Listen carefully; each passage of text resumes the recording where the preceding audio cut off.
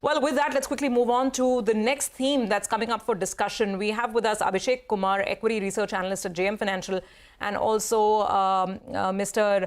Vijayasimha, COO of Zensar Technology. Thank you so much, gentlemen, for joining in. Mr. Vijay, I want to start with you. The topic that we want to discuss is whether the IT sector is really past its worst, given what we saw in the first quarter, and whether these green shoots are really visible in some of the foreign geographies like the US. Why don't you take it off and tell us what you're hearing from clients now? I mean, in between, there was this big fear about the possibility for US recession, but now data is again looking good. So the macros are really confusing. You tell us, what is it that you hear on ground from companies? Yeah, so look, good morning. Thanks for having me. So I think overall we are seeing that the demand situation is stabilizing for the IT sector, especially from the US economy.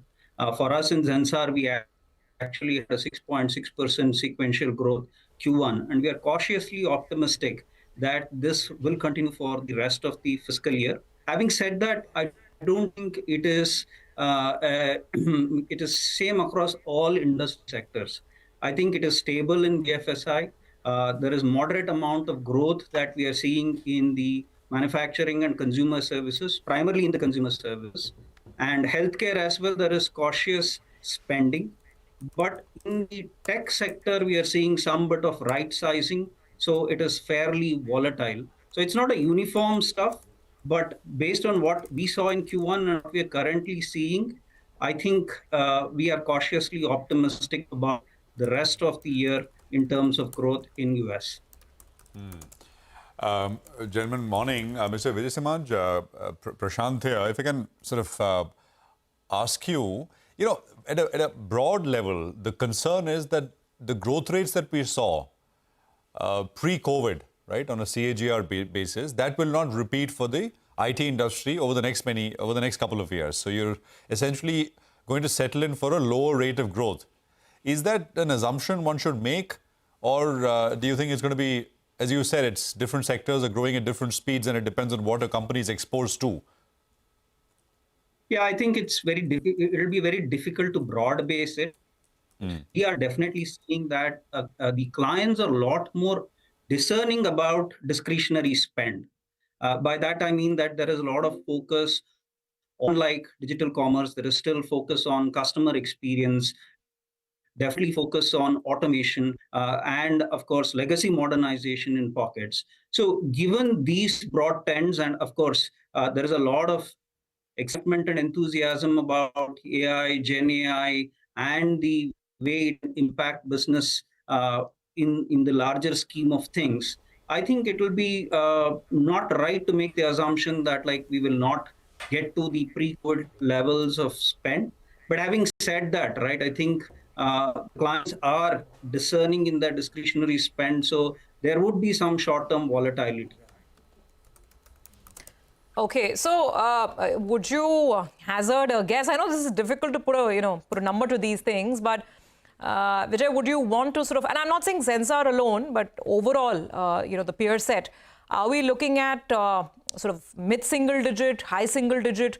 What should one expect for FY25 going into maybe FY26? So next 2 years, I mean, just the overall growth trends.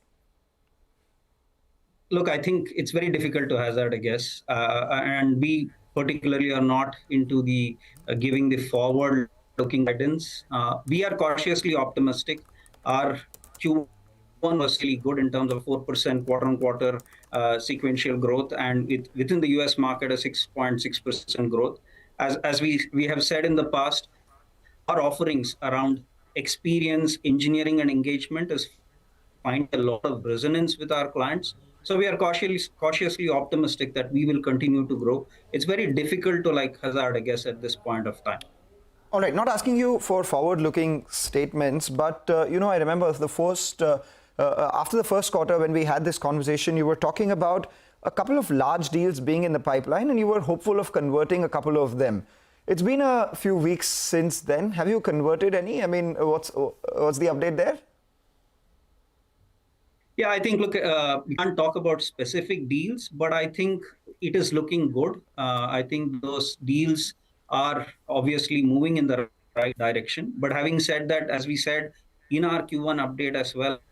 I think some of these deals have a longer decision cycle, but we are hopeful that we will close a few of them in the current fiscal.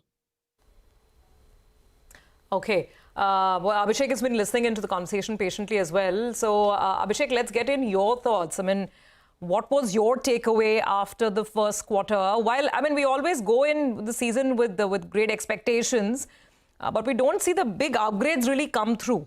What are you penciling in overall, and what are your sort of top picks in the sector right now? Yeah, hi. Good morning. Thanks for having me here. So yeah, you rightly pointed out the upgrades didn't come through for most companies except Infosys after first quarter, and which was not very surprising to us. Infosys, the guidance, the year beginning guidance was quite conservative, and they did better than. In fact, 5 out of top 6 large cap IT companies outperformed the analyst expectations in 1Q.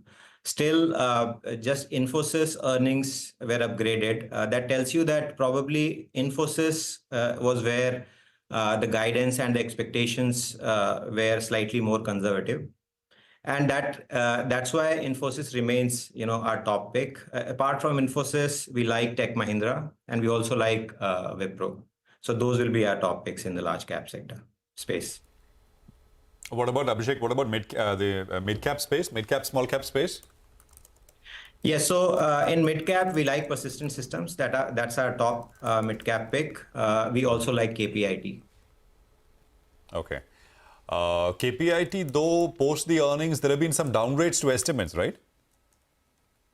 I wouldn't think so. See, KPIT is one stock, which consistently is delivering for past 2 years, and that has led to, a step up in the valuation band.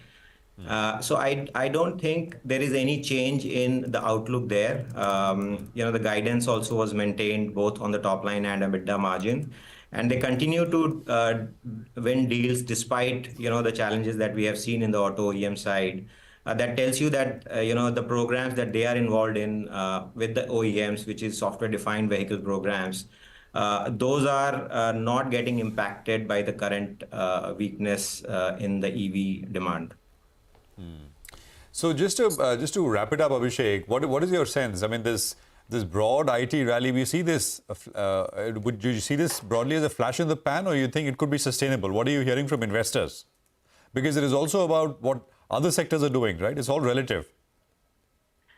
Yeah, it is relative. That sector rotation does play. But, as an analyst, if I look at the fundamentals of the sector, I think gradually things are improving, especially as Vijayasimha also mentioned, banking is stable. A lot of players pointed at some green shoots in the banking. Our data analysis also suggests that probably the phase of optimization that banks were on for past couple of years probably coming to an end.